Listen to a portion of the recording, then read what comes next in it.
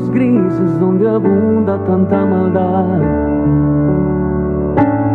En medio de un cruel invierno que ha afectado a la humanidad, no desmayaremos, serviremos al Señor. Alzaremos nuestra voz, serviremos al Señor. Mi casa y yo serviremos al Señor. Cumpliremos el llamado que nos dio. Oh, mi casa y yo serviremos al Señor. Juntos serviremos al Señor.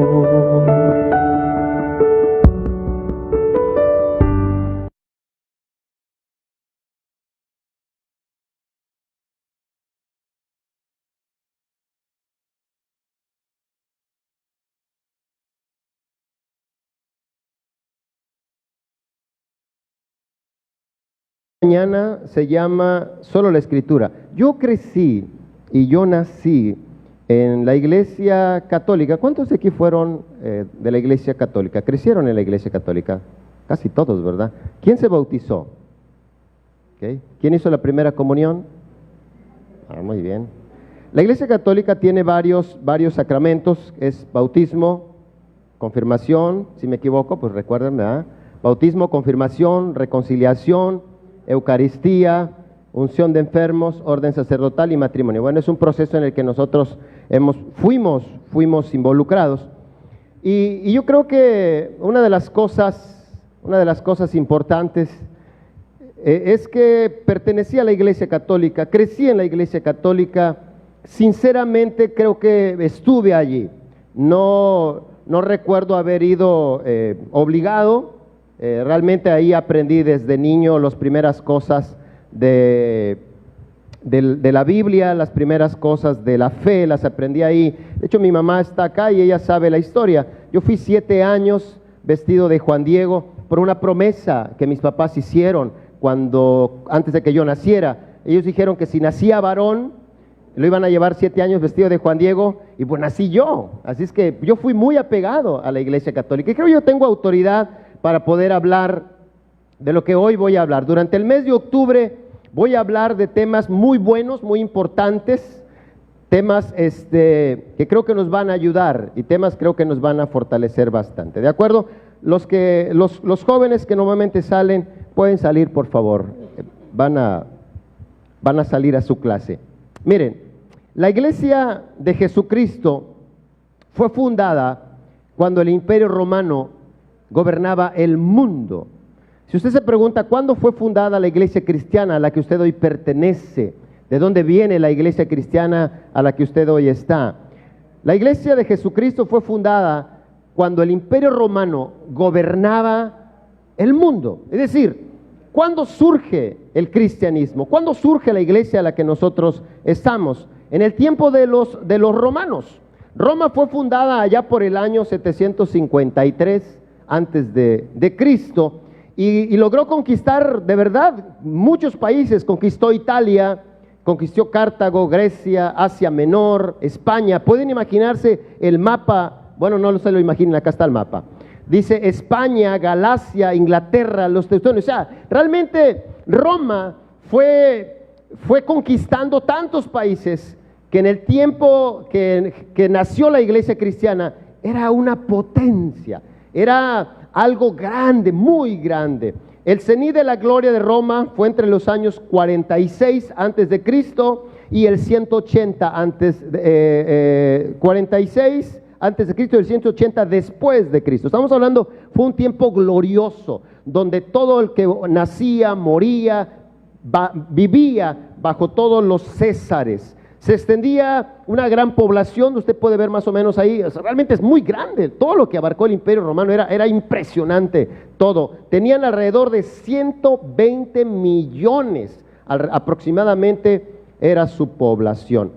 Durante este tiempo de los romanos, ahí surge, hermanos, Allí nace, en esos tiempos nace, bajo todos estos Césares, bajo este tiempo de hablar en griego. Por eso el Nuevo Testamento que usted tiene, el original, el Nuevo Testamento, fue escrito en griego. ¿Por qué? Porque nació en este tiempo. Ahí surge la iglesia cristiana, ahí surge la iglesia de Jesucristo. Por eso se dan cuenta que cuando crucificaron a Jesús, pues fue en el tiempo de los romanos, la cruz, y ven todos esos atuendos de romanos. Cuando usted comienza a leer el Evangelio, va a encontrar, incluso dice, y ponerse toda la armadura de Dios para que podáis resistir. Pues tienen una idea de lo que era el traje de guerra que usaban los romanos. Un dato muy importante que quiero comentarles en esta mañana es que en ese tiempo del Imperio Romano hubo varios emperadores que persiguieron a la iglesia. Varios emperadores que persona que se llamara cristiano los comenzaron a matar. Y hay algunos de ellos que quiero mencionárselos. Hubo un hombre que se llamó Nerón. Algunos perros incluso se llaman así, ¿verdad? Nerón. ¿verdad? Nerón fue un emperador que en el año 64 después de Cristo sucedió el gran incendio de Roma en el 64. El pueblo sospechaba de Nerón. Y para alejar de él mismo la sospecha, acusó a los cristianos y ordenó su castigo. Nerón acusó que los cristianos habían provocado el incendio en Roma. ¿Y qué hizo? Miles fueron muertos de las maneras más crueles en el año 64 aproximadamente. Entre ellos, se va a acordar, entre ellos se cree que murió el apóstol Pablo y posiblemente el apóstol Pedro en el tiempo de las matanzas que inició Nerón. También hubo otro emperador allá por el año 96 después de Cristo. Estamos 2018, bueno, regrésese para atrás en esos primeros años, 96, hubo un emperador llamado Domiciano. Inició una persecución de los cristianos acusándolos de ateos, lo que probablemente significaba que se negaban a participar en la adoración del emperador. Fue breve, pero fue sumamente violenta. Muchos miles fueron muertos en Roma, cristianos, y en toda Italia. El apóstol Juan fue desterrado a Patmos. Hay un libro que se llama el libro de Apocalipsis. Cuando usted comienza a leer el libro de Apocalipsis, los primeros versículos menciona a Juan y dice que estaba en una isla llamada Patmos. Bueno, fue en ese tiempo de este emperador llamado Domiciano el que inició toda esta matanza. Y Apocalipsis fue escrito precisamente para esa iglesia que estaba siendo perseguida por Domiciano, que estaba siendo muerta por este emperador. Y así escribe el libro de Apocalipsis. Hubo otro emperador llamado Trajano, por el 98, 117 después de Cristo. Uno, según la historia, todo esto que estoy diciendo, usted lo puede encontrar en Wikipedia o en libros de historia. Todo esto está abierto, ¿de acuerdo? Uno de los mejores emperadores, según la historia, fue Trajano, pero creía que debía hacer cumplir la ley del imperio. Y el cristianismo, escuche, es impresionante, porque hoy venimos a la iglesia. No se nos prohíbe venir a la iglesia. Podemos con toda libertad levantarnos por la mañana y decir, pues voy a la iglesia A, B, C o D, a la iglesia que nosotros querramos, a la más cerca. Pero en el tiempo de Trajano, el cristianismo se consideraba religión ilegal, por cuanto los cristianos se negaban a sacrificar ante los dioses romanos o tomar parte en el culto del emperador. Imagínense, era una religión ilegal, no se podía ser un cristiano abiertamente como ahora. La iglesia era considerada como una sociedad secreta, sí era considerada en ese tiempo, cosa que era prohibida. No se les buscaba de oficio a los cristianos, pero si eran denunciados y se les castigaba. Si usted tenía un vecino y el vecino a usted le caía mal o no se llevaba bien con el vecino podía hablar y podía denunciarlo y usted iba a parar a la cárcel y posiblemente hasta lo mataban. Entre los que perecieron bajo este imperio, bajo este gobierno, estuvo Simeón, hermano de Jesús, obispo de Jerusalén. Según la historia, fue crucificado en el año 107 después de Cristo. Ignacio, el segundo obispo de Antioquía, fue llevado a Roma y fue arrojado a las fieras en el 110 después de Cristo. ¿Recuerdan? ¿Han visto ya las películas del Coliseo Romano? Es verdad. O sea, eran nuestros hermanos. ¿Me explico? Eran nuestros hermanos los que murieron en el Coliseo. Eran nuestros ancestros de los primeros que pusieron su confianza en Jesucristo. Hoy nosotros tenemos una libertad, hermanos, que yo creo que a veces no la valoramos. A ellos ser cristianos les costaba la vida, ¿verdad? No era menos. Y yo creo que conocer la historia nos hace valorar lo que ahora nosotros tenemos, porque costó sangre. Hoy tranquilamente podemos nosotros cargar una Biblia, tranquilamente nosotros podemos tener un templo. No estamos así. Mire, hasta le pusimos a la puerta vidrio, ¿verdad? Todo mundo ve lo que sucede para acá. No, en aquel tiempo era una sociedad secreta, era oculto poder tener la oportunidad de adorar a nuestro buen Dios. Una pregunta que me han hecho es: ¿en qué momento se origina la iglesia cristiana evangélica o la iglesia protestante, como algunos lo comentan? Y algunas preguntas que me han comentado es: ¿por qué se da la separación de la iglesia cristiana de la iglesia católico romana? Porque hasta este tiempo estamos hablando solamente de una sola iglesia que va siendo perseguida por lo que es un imperio. La próxima semana les voy a comentar quién fue el emperador que se convirtió al cristianismo y que a raíz de ahí prácticamente fue la religión del imperio, pero hoy no se los voy a comentar. ¿Por qué se da la separación de la iglesia cristiana de la iglesia católico romana? Lo que voy a decirles lo puede encontrar en cualquier libro de historia, ¿de acuerdo? ¿Por qué se da la separación de la iglesia cristiana de la iglesia católico romana? Inciso A: porque la iglesia católica había comprometido la verdad bíblica. Inciso B: porque en la iglesia católica la autoridad radicaba no en la Biblia, sino en las tradiciones, sino en el Papa o en alguna persona que tenía autoridad. ¿Por qué se separó la iglesia? ¿Por qué hay la separación de la iglesia cristiana de la iglesia católica? Ahora aquí quiero hacer un paréntesis. La iglesia evangélica o la iglesia cristiana no se quiso separar. Eso no es así. Simplemente, ahorita voy a contar la historia de un hombre. Simplemente hubo un hombre que comenzó a cuestionar o comenzó a pensar, porque comenzó a tener en sus manos la Biblia y comenzó a leerla. Y cuando se hacía algo, posiblemente levantaba la mano y decía: ¿y por qué lo hacemos así? Y les decían: es que tú tienes que hacerlo así. Pero es que la Biblia dice algo más. Y empezó a cuestionar ciertas cosas que ahorita voy a comentarles. Mire, ¿por qué?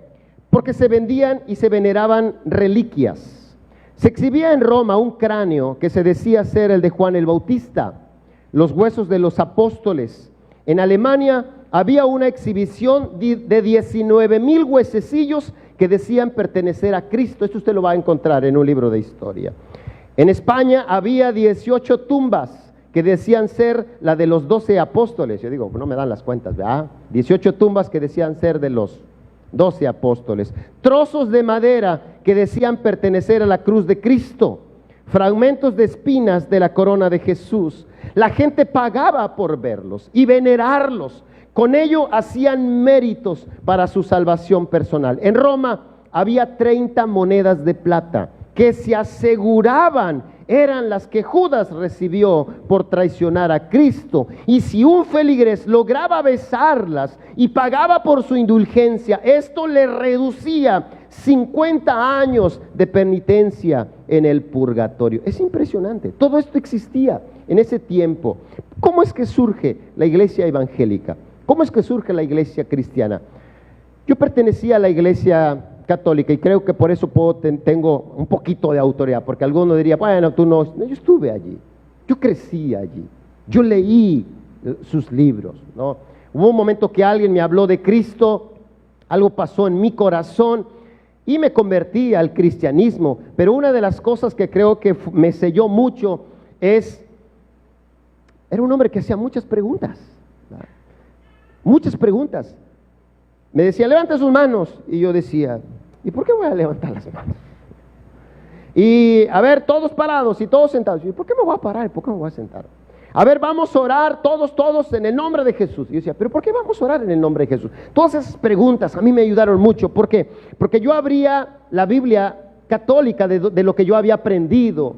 Y abría la Biblia de los Testigos de Jehová, porque también me dieron estudio los Testigos de Jehová. Y abría la Biblia que me habían regalado en la iglesia evangélica, era versión 60.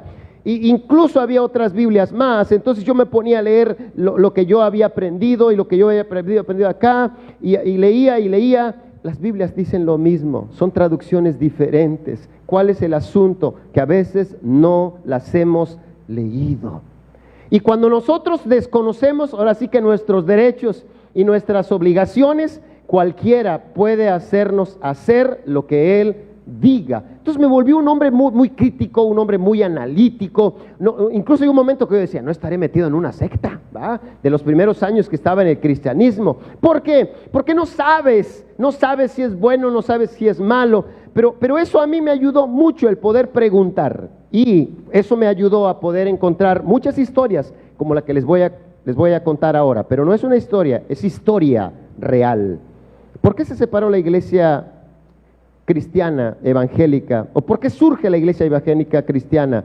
¿Y por qué hay esa ruptura entre la iglesia cristiana y la iglesia católica? Porque los papas, según la historia, eran verdugos del pueblo. Ordenaban matanzas. Y usted puede leerlos. Ordenaban matanzas, ordenaban asesinatos, arrasaban pueblos enteros, sometían reinos bajo su dominio, hombres entregados al placer y la lujuria. Hace tiempo yo estuve en San Luis Potosí y llegó una persona a visitar la congregación. Y me dijeron, querían que mi esposa y yo les diéramos consejería, pero la persona estaba muy renuente. De hecho, cuando les dijo que si querían platicar con el pastor y la pastora de la iglesia, ella nos miraba así como que con recelo, mal. Y la primera vez que pudimos platicar con ella, yo notaba mucha desconfianza, al grado que dije, bueno, realmente no podemos aconsejar si no quieres que te aconsejemos. Alguien te invitó a la congregación y la persona que te invitó quiere que platiquemos contigo. Y un momento que ella se puso, lloró, como en la segunda sesión, lloró, y mi esposa dijimos, pues algo pasó.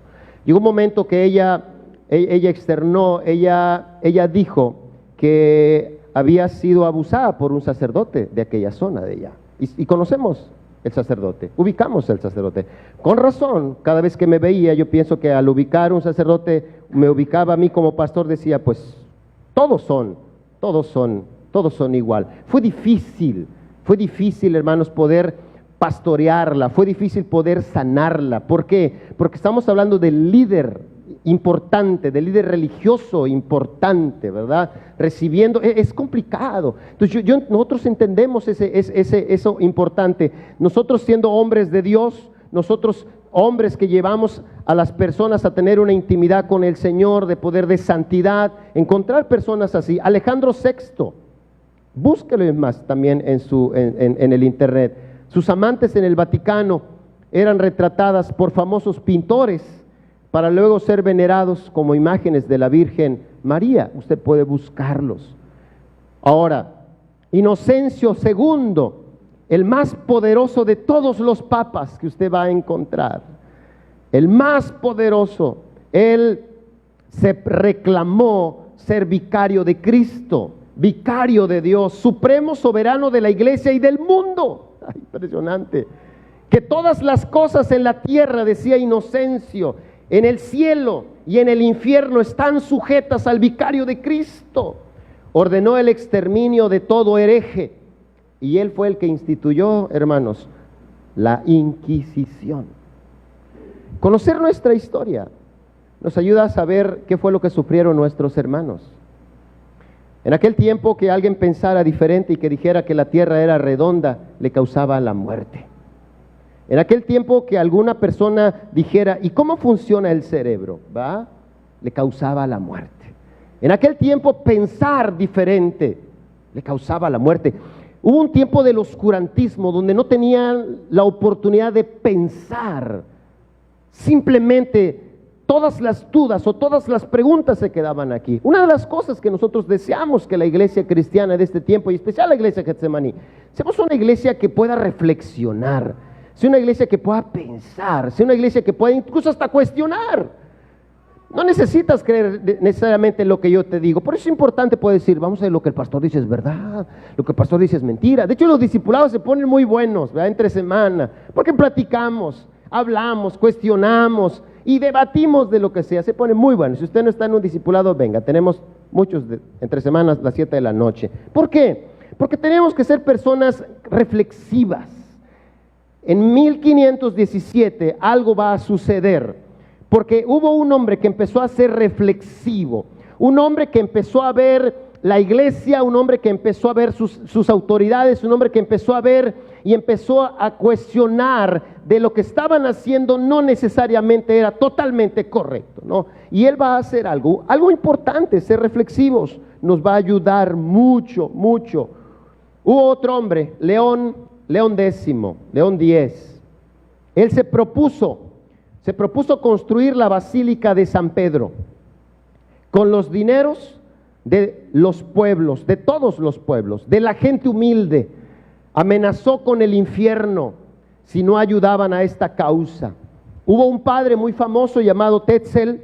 Él llegó a la Alemania, donde estaba un sacerdote en una iglesia. Él pastoreaba esta iglesia. El sacerdote se llamaba Martín Lutero, y él, este sacerdote Tetzel, se paró y él predicaba. Algo impresionante es que él predicaba muy bien. Él tenía no sé, será la gracia de poder comunicar y convencer a las personas. Él llevaba vamos a suponer, una cajita como esta, y él decía que cuando el dinero de la persona era echado a la cajita y caía en el fondo y se escuchaba el sonido de la moneda, el alma de su familiar salía del infierno, salía del purgatorio. Y vamos a suponer que ahí estaba sentado Martín Lutero escuchando al predicador mientras intentaba sacarle todo el dinero a los pobres, todo el dinero a los que iban a la parroquia de Martín Lutero. Algo empezó a moverse en la mente de este hombre, Martín Lutero, porque este hombre le decía: traigan y echen su dinero a la urna, y cayendo allí, ¿usted quiere ir al infierno? No. ¿Usted quiere ir que sus hermanos salgan del purgatorio? Sí, pues traiga mucho dinero. Hermanos, es cuestión de reflexionar. Es cuestión de reflexionar. ¿Cree usted que el dinero puede sacar a una persona del infierno? Es pensar solamente, es reflexionar. ¿Cree usted que el dinero puede hacer que una persona salga de un lugar donde ya no está acá? Es reflexionar. Martín Lutero estaba escuchando esta predicación, y el 31 de octubre, puedes poner, el 31 de octubre, y esta es una fecha, y este es un dato histórico que me gustaría que usted lo tomara, que usted lo llevara, porque estamos en el mes de octubre, ¿verdad? En el mes de octubre, por cierto, cumpleaños la iglesia Getsemaní. Vamos a cumplir 19 años. 19 años, hermanos. En la parte de atrás luego les voy a dar algún aviso. 31 de octubre de 1517, Martín Lutero colocó en la puerta de la iglesia, espero que se pronuncie así, de Wittenberg, 95 tesis, casi todas las cuales se relacionaban con las indulgencias, pero que en el fondo atacaban la autoridad papal. Hubo un hombre que empezó a reflexionar, ¿verdad? Aquello resultó ser la chispa que se levantó en llamas en Europa. O sea, un hombre que empezó a reflexionar, colocó 95 tesis o 95 postulados donde él decía: no estoy de acuerdo en lo que está sucediendo. No estoy de acuerdo en la manera en la que se está recogiendo el dinero, no estoy de acuerdo que se cobre para poder entrar al cielo, una indulgencia es comprar un papel que te garantiza con un sello de la autoridad en ese tiempo, de que cuando tú mueras, tú vas a ir al cielo. Está pagado. Puedes portarte mal, puedes hacer cualquier pecado terrible. Una indulgencia es comprar un papel que te asegura que tú tienes la vida eterna. Si usted reflexiona, tan solo pensar, reflexionar, esa es una tontería, hermanos. De verdad, no por decir otra cosa, y nos estamos grabando, ¿verdad? O sea, pero es reflexionar nada más, es pensar, es sentarse y pensar. Y es una autocrítica porque yo vengo de allá, es una autocrítica porque nací allá, crecí allá, viví allí, me bauticé allí. Pero, ¿qué fue la diferencia? Mire, en esos tiempos, 1517, 30 de octubre de 1517, no se le olvide esta fecha, porque 31 de octubre, ¿qué se celebran en este tiempo? Mande, es impresionante. O sea, cómo hubo una especie de contrarreforma o cosas contras para poder nublar una fecha importante, un acontecimiento histórico. Porque, hermanos, cuando surge la iglesia evangélica, comienza, es más, la era moderna y todo lo tiempo moderno, porque empieza ahora a pensar, la educación, empieza a ver las escuelas, empieza a ver gente que se convierte en ingenieros, la imprenta y muchas cosas más, se da cuenta. Es más, las mujeres comenzaron a tener un lugar importante en la sociedad, en todos lados, porque Cristo le viene a dar una posición a la mujer que antes no tenían. El cristianismo realmente trajo muchas cosas buenas a la sociedad en la que nosotros vivimos. Así dio inicio un nuevo tiempo para la iglesia, 1517. Así surge la iglesia cristiana, hermanos. Y se recuperaron 5 principios que han regido a la iglesia cristiana en estos últimos 500 años. ¿Qué principios surgieron de 1517 y en los siguientes años más? Son 5 principios que no se le olvide. Estos 5 principios van a regir la iglesia cristiana por estos últimos 500 años y lo que viene. Primer principio, solo la Escritura. Este es uno de los primeros principios que se va a acuñar en esos tiempos posteriores, solo la Escritura. Es decir, no lo que diga el pastor, no lo que diga el anciano, no lo que diga algún líder importante, sino lo que diga la Biblia, nada más. Si el pastor dice otra cosa y la Biblia no lo dice, pues entonces el pastor está loco. Explico, gracias hermano.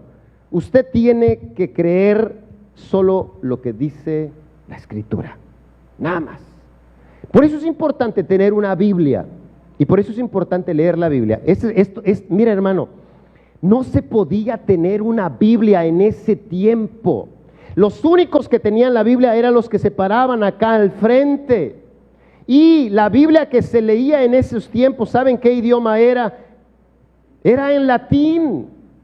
Y la gente del pueblo no hablaba latín, hablaban el griego, ¿verdad? O otros idiomas. Y cuando salían de la reunión, ¿cómo salían? Igual, no se entendía nada. Pero Martín Lutero tuvo la gran genialidad idea de traducir del lenguaje original al alemán en ese tiempo. Entonces los alemanes empezaron a leer su Biblia en su propio idioma y empezaron a ver que lo que se estaba haciendo en la iglesia estaba fuera de lo que decía la Escritura. La imprenta fue algo poderoso en ese tiempo, porque entonces la imprenta empezó a poder llevar a muchos lugares los escritos de Martín Lutero y las primeras Biblias. Por eso es importante leer la Biblia, de verdad. Yo creo que a veces no le damos la magnitud, pero hoy tener una Biblia no es un problema. Antes era un problema, no había Biblias. Segundo postulado que surge en la Reforma de 1517. Segundo postulado es solo la gracia. ¿Cuánto cuesta la salvación? Es invaluable. ¿Cuánto dinero necesito tener para llegar al cielo? Es más, aquí no se deposita dinero, no van a pensar, no, son las peticiones. Veo que piensa que no se ponga nervioso. ¿Cuánto cuesta la salvación? No cuesta nada. Nada, nada, no hay nada, no se puede pagar. ¿Por qué? Porque es invaluable, eso se lo voy a hablar en unos domingos más. Es invaluable, es tan cara la salvación que nos la tienen que regalar. Por eso se llama solo la gracia. ¿Quiénes pueden entrar al cielo? Cualquiera. Adelante, el tercer postulado que surge de la Reforma de 1517 es solo la fe. ¿Qué necesitas? Solo deposita tu fe en lo que Jesucristo hizo en la cruz del Calvario. Soy un pecador. Es más, al infierno no se van a ir los malos, ni al cielo se van a ir los buenos. Eso es una mentira. Al cielo se van las personas que por fe ponen su confianza en Jesucristo.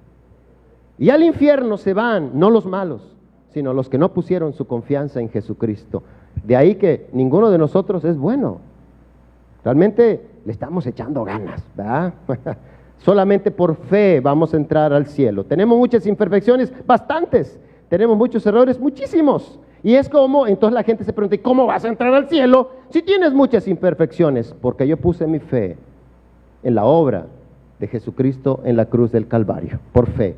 Número 3, tercer postulado que surge de la Reforma, solo Cristo. No necesitas rezarle a ningún santo, no necesitas hacer ninguna caminata a ningún lado, solo la obra de Cristo es suficiente. ¿Para qué? Para poder entrar al cielo que Dios ofrece. Solo Cristo nada más. No le ponga nada, ni las tradiciones, ni lo que diga el pastor, ni lo que diga la comunidad, ni nada. No, solo Cristo, la obra de Cristo. Y la quinta. ¿Quién merece la gloria? La quinta es importante. Cada domingo voy a estar predicando de cada una de estos postulados diferentes. Solo a Dios la gloria, nada más. Ninguna persona, escuche, esto es importante. Ninguna persona merece exaltación. Ninguna. Ningún pastor, ningún apóstol, ningún profeta, ningún sacerdote, ni siquiera el Papa. Me acuerdo que recién gente se convertía, íbamos a la zona de la Huasteca. Me querían besar la mano. Hermano, ¿qué me va a besar la mano a mí? ¿Verdad? No, nadie merece exaltación, nadie merece adoración. El pastor es una persona como usted, igual, que amamos al Señor, todos los demás. ¿Quién merece exaltación?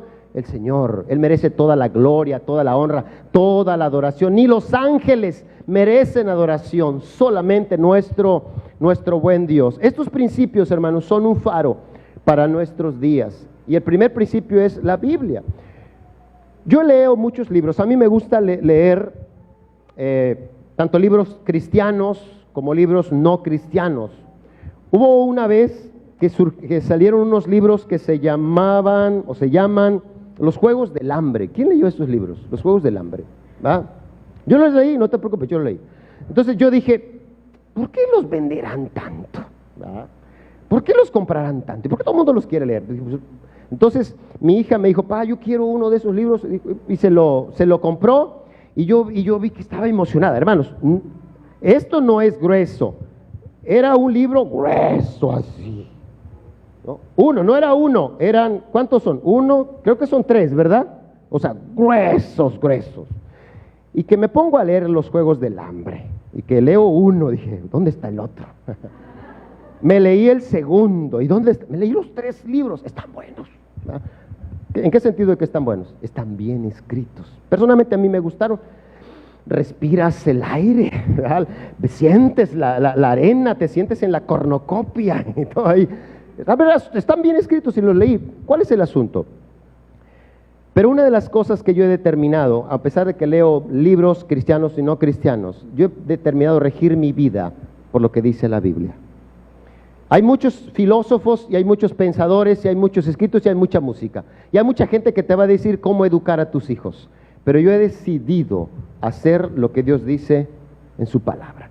Aquí dice cómo voy a educar a mis hijos y yo lo aplico lo que dice aquí. Aunque los psicólogos me digan que no, yo lo digo acá, ¿va? Una vez los del DIF en Altamira me andaban demandando, ¿va? Pero yo voy a educar a mis hijos como dice la Biblia, ¿verdad?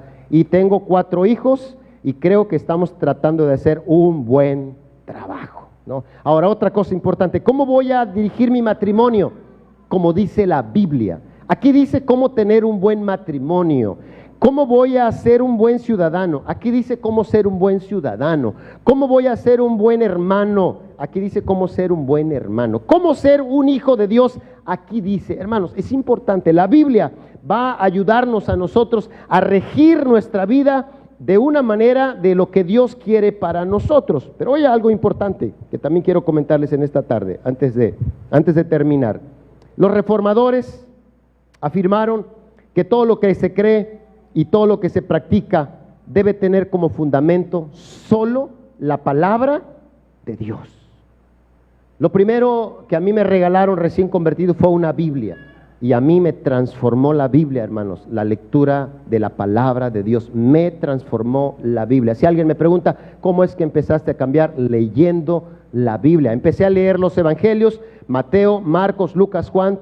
Varias veces leí el Nuevo Testamento. Después me fui a leer el Antiguo Testamento y leí toda la Biblia completa y luego la volví a leer toda vez completa, leído varias veces completa. Ahorita estoy leyendo Segunda de Crónicas, otra vez empezando desde Génesis. Transforma, te renueva la mente, te transforma todo tu ser. Históricamente la iglesia se ha hecho eco de las enseñanzas de Jesús. Mateo 4:4, si usted lo puede buscar en su Biblia, Mateo 4:4.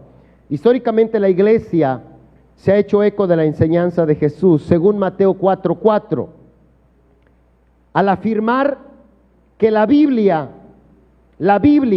es la voz Dei. ¿Qué significa? Es la voz de Dios.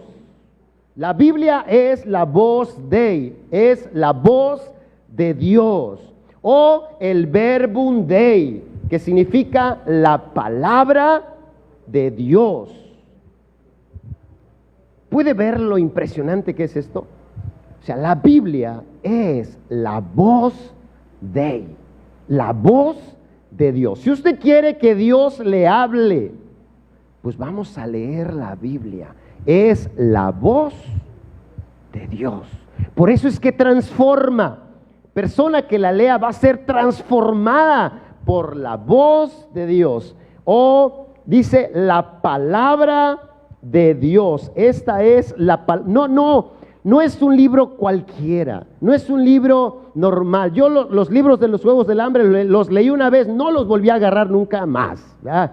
Porque dije, ya lo leí una vez, ya sé lo que dicen. Pero la Biblia no. La Biblia la lees una vez, la lees otra vez. Dice que es viva y eficaz. ¿Pueden prendernos las luces? Creo que apagaron las luces, o así hemos empezado. No tenemos las luces, ¿verdad? Desde el principio. ¿No las teníamos? ¿Sí las teníamos? No las teníamos. Ok, mire lo que dice. Llamar la Biblia la palabra de Dios no significa que fue escrita por la propia mano divina de Dios. Porque esa es una de las preguntas que les van a hacer y nos dicen, ay, ¿cómo dices tú que es la palabra de Dios? ¿A poco Dios la escribió? Yo pensaba, recién convertido a Cristo, que la Biblia había bajado del cielo como con un paracaídas, así. De verdad. Yo dije, Dios la mandó del cielo y alguien la encontró y la pasó. No. La Biblia, hermanos, es claro que no fue escrita por la mano de Dios. Al menos solamente las tablas de la ley que aparecieron en el Sinaí, que Dios las escribió. Es claro que la Biblia fue escrita por hombres como usted y como yo. Cuando alguien le diga, esa Biblia la escribió un hombre, usted va a decirle, sí, la escribió un hombre. No puedo alegar contigo. ¿Quién la escribió? Moisés. ¿Quién más la escribió? David, Pablo, Juan. ¿Quién más? Pedro, sí, también escribió Pedro, claro, también Pedro. Judas. Yo siempre tuve la inquietud recién convertido. ¿Cómo Judas escribió la carta? ¿En qué momento Judas escribió esa carta? Pensaba yo. ¿Sí se ahorcó? ¿Será que antes de que mientras iba a ahorcarse, la escribió, se la dejó a alguien? Siempre tuve la inquietud. ¿Cómo Judas escribió la carta? ¿Por WhatsApp? Tal vez la mandó por WhatsApp. No. no es el mismo Judas, había dos Judas, ¿verdad? Por eso la Biblia dice Judas el que traicionó al Señor, ¿verdad? Para hacer la diferencia del otro. Bueno, entonces, ¿quién escribió la carta de Judas? Pues el otro, ¿verdad? El otro, porque el otro... Sí, había dos Judas, no recuerdo sus apellidos o cómo se les llamaba, ¿verdad? Pero sí son dos, hermanos, son dos Judas. Entonces, ¿quién escribió Judas? Uno de los apóstoles del Señor. Ahora, fíjense bien, llamar la Biblia la palabra de Dios no significa que fue escrita por la propia mano de Él, sino fue escrita por hombres como usted y como yo. Es claro que usaron papiro o usaron, ¿qué será lo que existía en ese tiempo de que vivieron para poder escribir la palabra de Dios? Y la pregunta que nos han hecho constantemente es, ¿cómo es posible considerar la Biblia, la palabra de Dios, si su producción implicó el esfuerzo humano? Busque en su Biblia, segunda de Timoteo capítulo 3, versículo número 16. ¿Cómo es posible que la palabra que hoy nosotros tenemos sea considerada la voz de Dios, la palabra de Dios, de tal manera que yo puedo abrirla y es Dios hablándome, es Dios dándome una palabra fresca? Si yo quiero que Dios me hable, es abrir su palabra, Él va a hablarme a mí directamente. ¿Cómo es que la Biblia que nosotros tenemos, si fue escrita por personas, pueda convertirse y tengamos la confianza de que es la voz de Dios? Dice la Biblia, dice, 2 Timoteo 3:16, toda la escritura es inspirada por Dios. Fue escrita por personas, pero fue inspirada. ¿Por quién? Por Dios. Dice que fue inspirada por Dios. La escribieron personas, pero la inspiración que recibió la persona fue directamente de Dios. Mire lo que le voy a explicar. La palabra inspiración es una traducción de la palabra griega que significa exhalada por Dios. Así, exhalada por Dios. Dios exhaló la Biblia. De la misma manera que exhalamos el aire a través de nuestra boca cuando hablamos, así la escritura es Dios hablándonos. Fue inspirada, fue exhalada. Por eso lo que nosotros hoy tenemos, aunque fue escrita por personas, fue exhalada por Dios, fue inspirada por Dios. Por eso cuando usted quiera que Dios le hable, no busque otro lado, abra la Biblia y Dios le va a ministrar, Dios le va a hablar, Dios va a transformarle la vida. Si usted quiere escuchar un consejo del Señor, usted va a abrirla y Dios le va a hablar cómo ser un buen marido, cómo ser un buen hijo, ¿ah? Cómo pasar los exámenes. Ahí le va a decir, pues estudia. ¿Ah? Sí, o sea, vamos a encontrar una palabra fresca de parte de Dios. Póngase de pie. Le animo a que lea la Biblia. Póngase de pie. En el boletín que le dieron, aparece una historia con la que vamos a terminar en esta tarde. Se llama El tesoro escondido. En el boletín, si no tiene boletín, puede pedir uno si todavía tenemos algunos. Y con esto terminamos. Les esperamos la próxima semana. Vamos a continuar con el segundo tema. Don Julio Gómez Arbizu hacía un viaje a caballo por el campo. Al ocultarse el sol, pidió posada en una casa que estaba a la orilla del camino.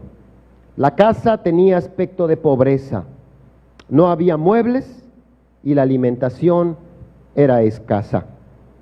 Todo daba la impresión de suma indigencia.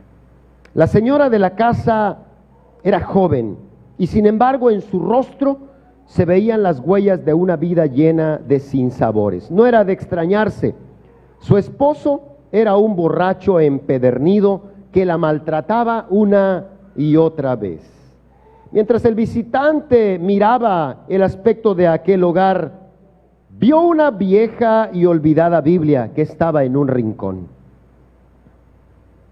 Al despedirse, le dijo a la familia: hay en esta casa un tesoro que los puede hacer ricos. Después de que el forastero partió, los dueños de la casa comenzaron a buscar lo que a su juicio tendría que ser una joya o una vasija llena de oro. Hasta hicieron hoyos en el piso, pero todo sin resultado. Un día, la señora levantó la Biblia olvidada y encontró escrita en la pasta esta nota: lea Salmo 119, 72. En ese pasaje de los Salmos encontró la siguiente afirmación: para mí es más valiosa tu enseñanza que millares de monedas de oro y plata. La señora, recordando las palabras del visitante, se preguntó: ¿será este el tesoro del que habló el forastero? Así que le comunicó al resto de la familia lo que pensaba y empezaron a leer la Biblia. Con eso, un gran milagro comenzó a efectuarse. El borracho se convirtió en un hombre trabajador. El color volvió a las mejillas de la señora. La armonía desplazó el resentimiento y la felicidad retornó al hogar. Cuando el forastero visitó de nuevo la casa, había desaparecido de ella todo indicio de tristeza. En su lugar reinaba la paz. Con el corazón rebosante de gratitud, la familia le dijo: encontramos el tesoro que se ha convertido en todo lo que usted nos dijo. Yo le animo. El tesoro que yo encontré fue la Biblia. La Biblia que me regalaron cuando yo tenía 18 años. Y la leí. Es el mayor tesoro que usted puede encontrar, porque es Dios hablándole.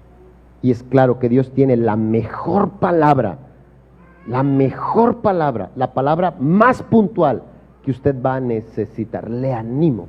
Si usted tiene una Biblia, léala.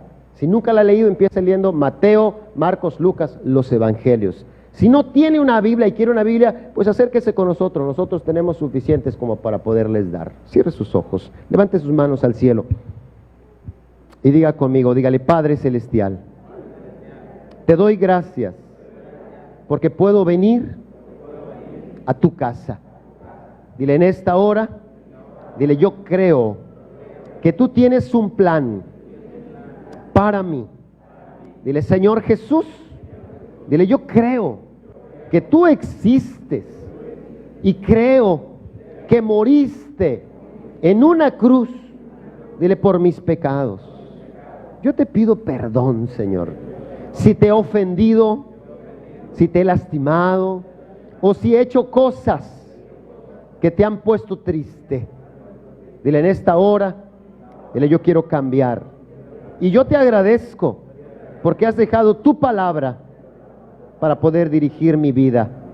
Dile: Espíritu Santo, inquiétame para poder leer tu palabra y que mi vida sea transformada. Todo esto te lo pido en el nombre de Jesucristo. Amén. Demos un aplauso. Ya no soy esclavo del temor. Getsemaní es un lugar donde los heridos, los oprimidos, los frustrados y confundidos encuentran ayuda y esperanza. Si usted viene a Getsemaní, nosotros vamos a amarlo, no importa quién sea, ni cómo se vea, ni lo que haya hecho. En este lugar vamos a amarlo. Visítanos. Dios sigue transformando vidas. Escogido fui por